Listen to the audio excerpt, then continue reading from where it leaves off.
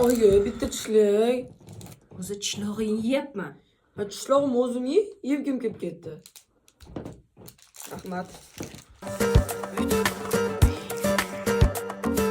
Nima ichasiz, soya? Kecha salladan qolgan ovqatni yeb, zaharlanib o'tiribman. Oshqozonim hazm qilmayapti. Hazm bo'lsin deb ichyapman.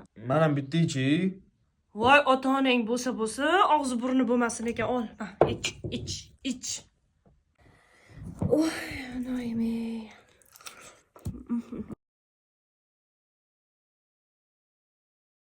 Oyam mana bul.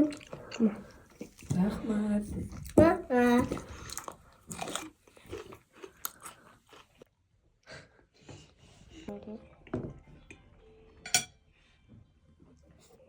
Beshi.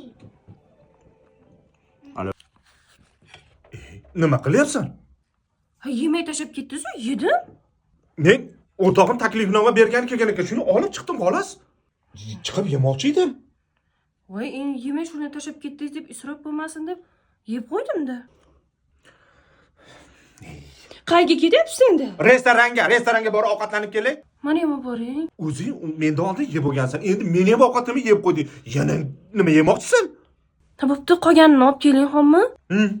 O'zimdan qolganini yana sabr qilib senga isrof bo'lmasin deb olib kelaman va o'sha yerdagi nechta odamdan ovqat qolgan bo'lsa, hammasidan isrof bo'lmasin deb senga olib kelaman. Sen to'y.